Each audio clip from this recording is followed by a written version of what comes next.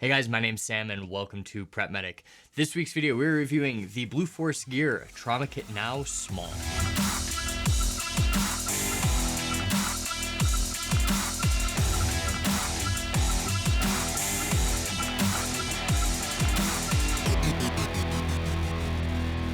This is not the first time you guys have seen Blue Force Gear products on the channel. Not too long ago, I reviewed the Blue Force Gear Trauma Kit Now Medium. Back then it was just the Trauma Kit Now, but they have actually released a set of 6 different sizes to meet your needs, all the way down from the nano, so one size smaller than this. You've got the small, the medium, and then the large. So they all share a couple characteristics, but they keep unique form factors to meet whatever your needs might be. Before we go much further in this video, they did send me these kits, but I make no money off Blue Force Gear products. I don't make any money if you buy anything. So of course, I'm going to try to keep this review as impartial as possible. All right, on the outside of this kit, you have a sturdy nylon material, and then you also have their helium whisper system on the back. So this is MOLLE compatible, and that's probably the best way to secure it, although you could run this through belt loops if you really wanted. And really what their helium whisper system is, it's a very lightweight, very strong fabric that will allow you to weave this into MOLLE easily. Really, when it comes to putting this on a MOLLE carrier or something like that, this is one of the easiest systems that I've done, and I've MOLLE'd a lot of stuff, but I really like the helium whisper system. Essentially, you just weave it through all of these, and the last one has some Velcro under it.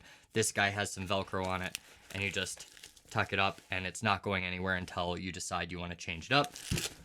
Pull it out and go from there. So very cool. Really, on durability, I have no issues with this. And anymore, most manufacturers are getting pretty good with their materials and their stitching. They can do it relatively cheaply and easily. So it's been a long time since I've reviewed a piece of gear that I've been like, this is going to fall apart right away. So on either side, you have these elastic loops. Now, you could use this for additional storage of equipment like tourniquets. You'll notice there's not a tourniquet in here. This kit doesn't come with one.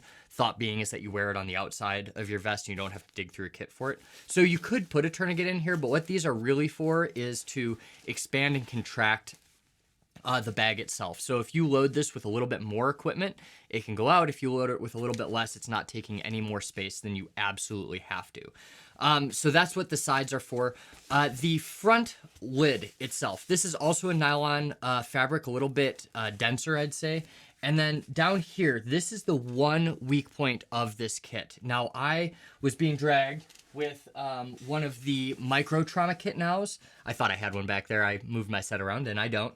And what I noticed that over gravel, when I was getting dragged, this part here that X's over this material came off. So I'd say that's the weakest point. Now, it's not a big deal because there's actually like a fabric backing behind it. So you're not actually going to wreck the integrity of the kit. It'll just make it like look a little bit less pristine. But if you like that battle-worn look, that might be for you.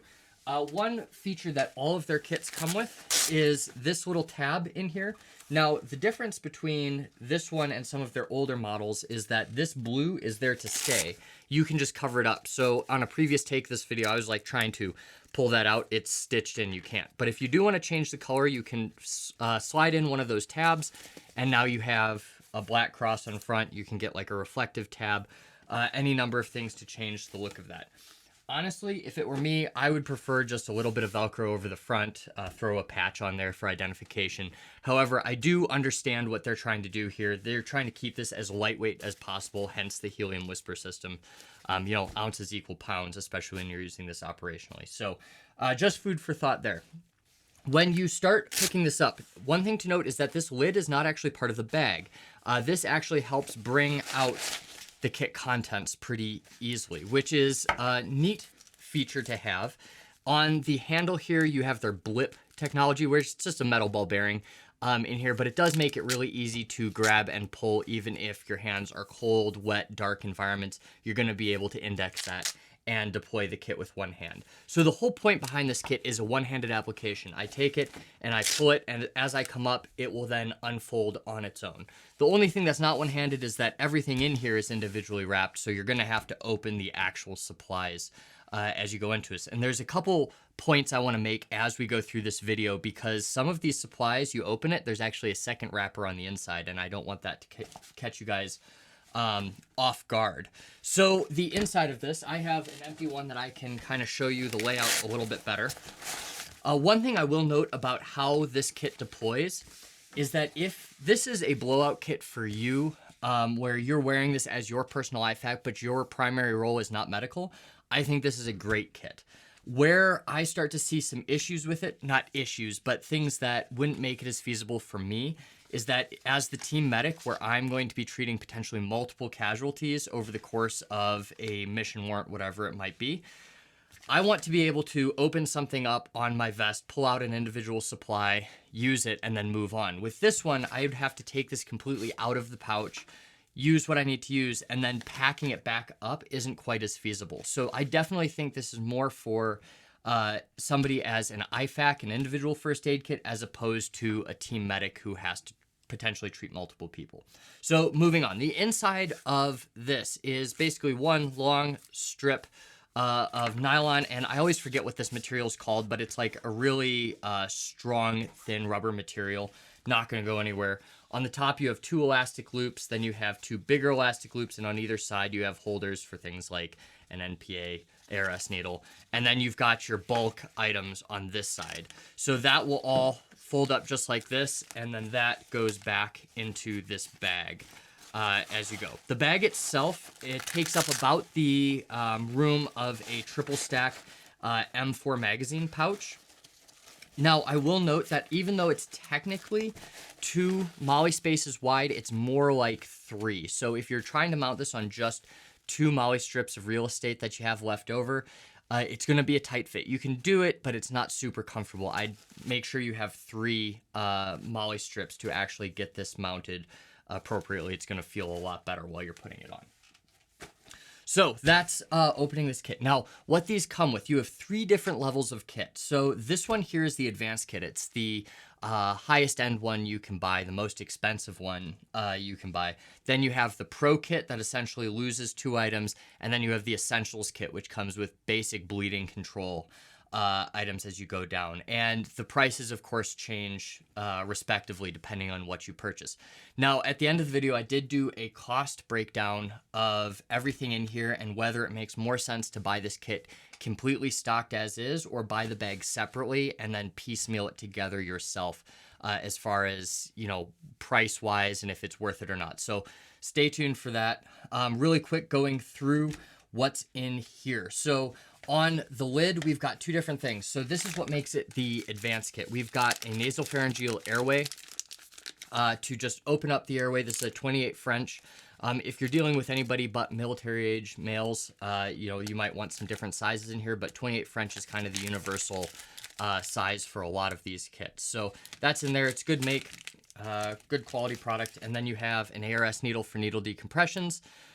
Only carry this if you're trained to do so. You know, a lot of people say, hey, I'm going to have one in my kit because then just in case, you know, Dr. Joe Schmo comes up, they might be able to use it where I can't. Honestly, I would say just carry this if you're trained for it. If not, use the space for something else like a Sharpie, another MPA, just something else besides taking up room with something you can't use or will get in trouble for using. And the top here, we've got H&H packing gauze. So we can open this up really quick, show you guys. This is one of the ones that actually has pretty good wrapping, but you do have to be aware when you're opening these up that finding the end of it can be relatively challenging. So you have to train with your gear and actually know where stuff is. I don't actually use H&H gauze all that much. There we go. So even I'm having trouble. And this is rolled. It's not a Z fold. So as you come through, this is great packing gauze. So if somebody has a junctional hemorrhage, you can start packing that into place and stop the bleeding. If I had to choose between this guy and Quick Clot, obviously Quick Clot is more of the gold standard for bleeding control, but this will do almost everything this will do and almost as effectively. This is $2. Right now, this is going for $53. So just keep that in mind when you're opening contents up. So you've got the packing gauze there. Let's get that off camera. I've got a big pile of junk I'm going to show you guys here in a little bit on this side just as we go through it. So underneath that, we have their tape. It used to be frog tape, but I think they've gone their own way. And this is essentially a tan colored duct tape that is on their paper backing. It's really nice to have tape in these kits. Now, if I was building this myself, you could take duct tape yourself, wrap it around a credit card. It's going to work just fine. The fact that they include it in this kit, I think, is pretty cool just because there's so many uses in the first aid environment, you know, whether that's securing a splint or a pressure bandage, or even fixing a minor tool. There's a ton you can do with tape. So it's really cool that it's in a kit like this. Beneath that, we have this thermal blanket. So this guy here is a really, really thin Mylar blanket. And this is going to work in conjunction with insulation. But on its own, this isn't going to do a whole lot for you. I am a huge proponent on having these in kits. However, let's move that off my desk. All right, so on the lid here, we've got the combat gauze. So if you buy the advanced kit, it will come with the mill version of the combat gauze. If you buy the pro kit, which is one step down, it will come with the LE version of Quick Clot. And I used to think that this was like shorter than this guy, but this is still 4 yards. I believe these are completely identical, even though this is $10 more expensive than this guy. So it doesn't really make a whole lot of sense to me, but just know that you'll get one or the other, depending what level of kit you buy. So Quick Clot, great gold standard packing your junctional sites, and I'd recommend pretty much every kit have something like this in it. Be aware right now, costs of medical equipment are off the charts. I don't have proof of it, but I'm pretty sure early on when I was doing YouTube, like some of this Quick Clot was like $35. The fact that it's like 50 some dollars is crazy to me. Now in Blue Force Gear's defense, they are actually selling this for 40 some dollars, but I know like North American Rescue is selling this for $10 more expensive. So be wary, be aware that supply chain still sucks, and it sucks even more for medical supplies. So take that for what it's worth. All right, below that, we have a pressure bandage. So on a previous Take This video, I actually opened one up, and this is why you need to be familiar with your gear. So as you open this up, you take off this outer layer, this outer plastic wrap, and then you come into it, and it is vacuum sealed in another package. Now, it still has the red pull tabs, but if you're not aware of that and you're stressed out, that's going to throw a wrench in the cog as you're trying to think. So make sure that you're aware of how this stuff opens and how to use it. So open that up. Honestly, I will, let's just open this up here. And I'm going to just keep this in the kit as is, because I don't need this outer protective layer. I've got this kit, which is going to protect it just fine. So this guy here, it's still vacuum sealed, but it's going to take up a little bit less space and be that much more easy to access as we go through it. So make sure you know how this stuff opens up. And then last but not least, we have a twin pack of Hyphen chest seals. These are the full-size Hyphen chest seals. I can open one up for you here. So these guys are the exact same as the smaller Hyphen chest seals that I use in a lot of my kits for space. If your kit can take something bigger like this, do it. Why not? It's more real estate. It's going to stick better, come out better. Be aware, though, that these things are grossly sticky, and they're actually kind of hard to open up sometimes. So here we've got this guy for wiping off the wound, and then we've got the chest seal itself in here that just comes up, sticks on it. So you'll notice on the middle here, let's see if I got that in frame. In the middle here, you have a laminar valve. So these points don't actually have adhesive. And what that does for you is that if you have a potential for a tension pneumothorax, it's not just causing that pressure to build up, it will actually release pressure out the sides. Now, the last time I looked at the literature for chest seals, the recommendation is to use one with a valve, and that laminar valves were more effective than other one-way valves on the market, mainly because they don't get clogged up quite as easily with blood, guts, everything else venting out of it besides air. So I really like the laminar valves, and honestly, Hyphen chest seals are what I'm going to use if I have a choice on brands. So kind of cool it comes in there. Once again, though, open it up, get familiar with your products. The other two things it comes with that I actually didn't have in the top here, you have two Talon gloves. Now, here's just one more example. I know I'm kind of like a broken record in opening things up. Don't keep your Talon gloves in this nice little wrapper. It's really tempting to keep it in this form factor because it just fits everywhere so well. But I have learned the hard way that these gloves are very, very tightly packed. So you have to get into these and just start getting them apart. You really have to peel them apart. And when you get to this point, they're even hard to put on. I swear I'm not making this like harder just before camera. So now we can get them on. That seems easy enough in a YouTube studio where nobody's, you know, dying in front of you. The problem with that is when you're stressed trying to do that, I guarantee you're going to break the gloves. Ask me how I know, because I've absolutely done that. Now, what's really nice about Talon Gloves, and I don't know, people don't like talk about it a whole lot, is number one, they come up your wrist really far. So they actually give you a little bit more protection. You know, we've all gotten blood like right here if you've been in the medical field for any period of time. The other thing that's really nice is that there's actually a little bit of texture on the fingertips, and that's kind of hard to show on camera, but it's just enough to give you a little bit of extra grip strength, you know, when you're holding an IV or doing some fine motor skills. So these are really cool gloves. Just take them out of the package and then wrap them up in a way that's easy to deploy. So they're not just sitting in whatever, you know, configuration they were in, and, you know, especially add heat to that, they're just going to adhere to themselves. So that's another point I want to make. How this guy's packaged in here, it's kind of rolled up. This is fine for a month or two, especially in temperature controlled areas. But you might have to replace this periodically, you know, every couple months. When it's in here the whole time, it gets hot, and this rubber is going to slowly kind of adhere to itself. It's going to maintain whatever shape it was rolled up in, and then you're going to go to put it in somebody's nostril, and it's going to be completely collapsed, not doing you any good. So be really careful how you're storing this stuff and make sure that you're replacing your gear regularly, which kind of sucks when it is so expensive. So on that note, let's talk about the cost of this kit and if this guy's worth getting, or if you should buy everything separately. So I really like the bag and the form factor, and that's the reason why a lot of people are going to buy this. But you don't have to buy it with all the medical supplies. On its own, this kit is going to run you about $90 for the bag only. And honestly, I think that's pretty fair. There's a lot of technology that went into this bag, a lot of thought that went into this bag.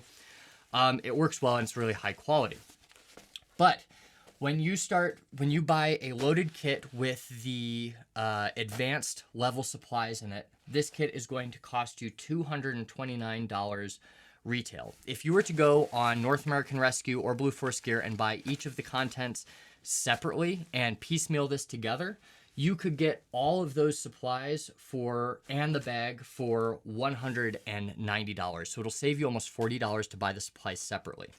The same thing for the Pro Kit. It will cost you $189 to buy the kit completely stocked, and it will cost you about $164 if you piecemeal it together. Essentials Kit, $149 for everything, and then $126 if you buy everything separately. So you will save money buying it separately. There is a nice little hack that they have given you on the Blue Force Gear website. If you go on and you buy their Trauma Kit Now medium medical supply resupply kit, that is almost exactly at cost for the supplies. So you can still save that money. I think it adds $2 on it, but if you don't want to piecemeal it, you want to buy everything packaged where it should be, you can buy that kit, this bag, and it'll save you that $40 moving forward. So just keep that in mind when you're looking at supplies to buy. I'll leave links both to this kit completely stocked, this kit empty, and then the resupply kit down below. Be aware, though, that it is kind of nice getting a kit that has all the supplies ready to go where they need to be. You don't have to do that many modifications.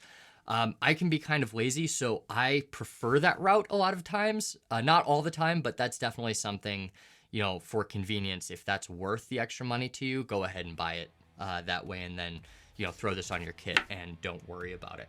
So if you have any questions about this kit or anything I talked about today, leave them in the comments down below, and I will see you next week.